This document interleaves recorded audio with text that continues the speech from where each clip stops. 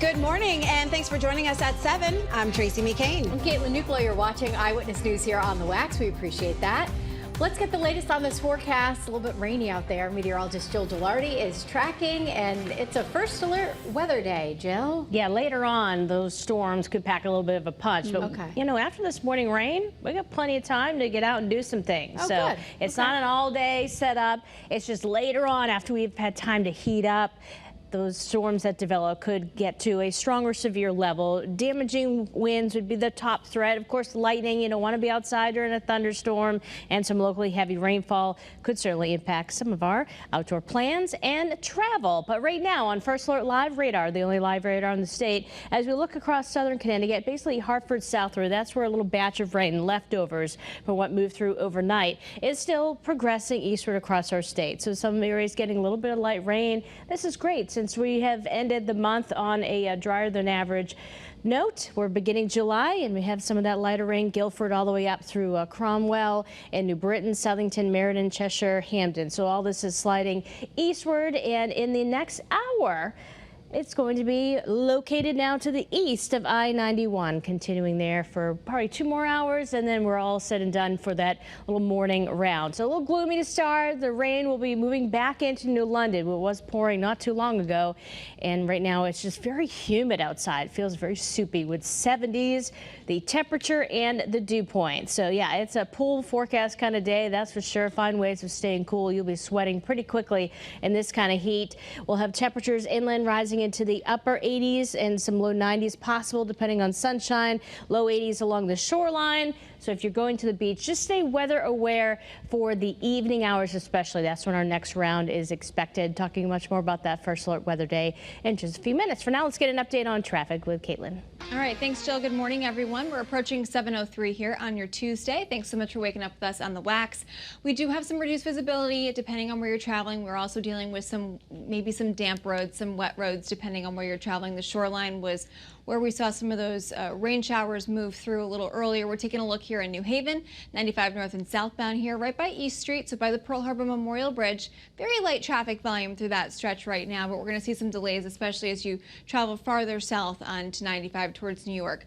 A live look outside here, 91 north and southbound in Hartford, moving along here in Middletown, right by the light on Route 9. Here's a look by the Mixmaster in Waterbury, 84 east and westbound, and in Meriden along 691 east and westbound. You can see those roads a little damp there. No crashes or major incidents. That daytime construction work picks up between about 8:30 and 9 o'clock. There will be a lot of it, and just over an hour and a half ride, as I mentioned, 95 southbound towards the George Washington Bridge. Let's check out your Connecticut Chevy First Alert traffic report, driven by your Connecticut Chevy dealers. Well, happening in Milford, another emotional day is expected in court as Raul Valley continues to testify in his own murder trial. Valley is accused of killing Jimmy McGrath and stabbing 3 other teenagers outside of a high school party in 2022. Your reporter Marcy Jones is outside of the Milford courthouse with where the case stands right now and what we can expect today. Good morning, Tracy and Kate. Raul Valley is expected to take the stand today to wrap up direct examination, and then, of course, the state will move to begin their cross-examination. Jurors got to hear from Valley himself, his own account of what happened the night of May 14th, 2022. That's the night police say Valley, just 16 years old at the time, stabbed 4 teens outside of a house party in Shelton, resulting in the death of 17-year-old Fairfield Prep student Jimmy McGrath. Monday, jurors heard from Valley and previously the state that 2 groups of teens had been beefing with each other, leading up to the fatal stabbing. He tossed a knife. And what did you do when he tossed the knife? At first, it hit me and then fell on the floor. I picked it up and said, "What are you giving me a knife for?" Testimony is expected to resume this morning. Channel 3 will be here every step of the way, so make sure you stay with us on air, online, and on our WFSB app for updates. Your reporter in Milford, Marcy Jones, Channel 3 Eyewitness News. Well, today, a number of new laws taking effect, which could impact both your energy bills and the roads that you drive on. One law aims to cut down on energy delivery costs and reduce the public benefits charge on your bill. Another one creates a speed camera study on highways, and a third will equip ballot drop boxes with video recording technology to keep our elections secure. Colleagues to oppose this amendment.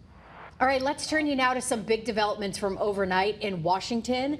This is a live look at the Senate, and you just heard a little bit of it too, where a marathon vote continues into the morning. They've been working overnight. Yeah, it started around this time yesterday, 9:35 in the morning, and it's still going on with really no end in sight. The U.S. Senate trying to pass the GOP's big budget and border bill ahead of the president's deadline this Friday. Your reporter Naomi Ruckham is monitoring the vote this morning. No.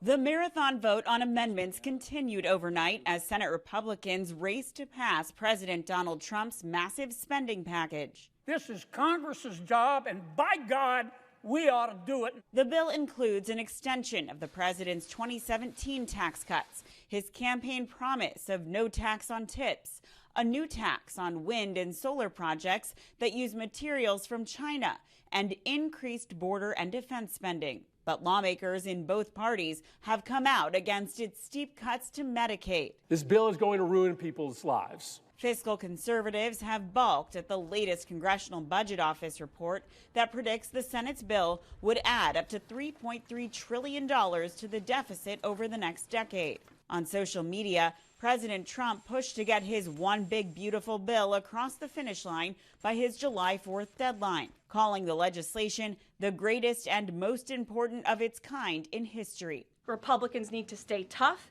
and unified during the home stretch, and we are counting on them to get the job done. Overnight, the president also reignited his feud with billionaire Elon Musk after Musk threatened on X that any lawmaker who votes for the massive bill, quote, will lose their primary next year if it's the last thing I do on this earth. President Trump fired back, suggesting his administration should take a good hard look at government subsidies for Musk's space, internet, and electric car companies, adding there's big money to be saved. Naomi Ruckham, CBS News. Well, this morning a procession will be held in Idaho for the two firefighters who were shot and killed while responding to a call on Sunday. Battalion Chiefs Frank Harwood and John Morrison will be brought from the medical examiner's office back to their hometown. And the firefighter who was hurt in that attack is this man, David Tisdall. He remains hospitalized this morning after undergoing surgery. Officials say he's in stable condition. Meanwhile, investigators are still trying to piece together a motive for the attack. Police say the 20-year-old suspect had a brief exchange with the firefighters before opening fire. They believe he had been living in a vehicle found near the scene and intentionally started the fire. So far, no writings or messages have been found that point to a motive. Authorities say after the shooting, the gunman took his own life. Well, this morning we're learning more about what prompted an hours-long standoff on Dora Drive in East Haven. Police tell us one person threatened a member of his family with a gun and a knife. They were fighting, and then one person barricaded themselves inside the home. SWAT teams responded. You see them there. Took the person into custody, and both of them are due in court today to face multiple charges. We're told no one was hurt. This morning, the owner of four local funeral homes will have the chance to try and have his license reinstated. Philip Pietras had his license suspended after he allegedly stole tens of thousands of dollars from prepaid burial accounts and used it for gambling. His funeral homes are still allowed to operate. Another funeral home has raised $11,000 to help those who lost their money. Well, good morning, everyone. On this First Alert Weather Day, we're going to start off, though, with a little bit of patchy fog, some showers for some folks, and then it's later today. We're talking about, especially into the early evening hours, that's when we're expecting some stronger storms to move in across the state, and the reason for the First Alert Weather Day. But it's going to get very steamy before that all happens. We're tracking a little bit of leftover rain. This is good for the lawn and garden. We'll take that. This is not too terribly impactful. It's light, generally from Hartford points southward, and you can keep up with radar trends with the First Alert Weather app. So once that batch moves out, the heat is on. You're looking at feels-like temperatures inland, mid, some upper 90-degree feels-like readings with some steamy sunshine, and we're pretty tame throughout a large portion of the early afternoon hours. Same goes for the shoreline. Your feel in the low 90s. The actual thermometer reading ranging from the low 80s New London to the upper 80s, a few low 90s possible today, and then we prepare for the storms this evening. We'll track that for you coming up here live in just about 5 minutes from now.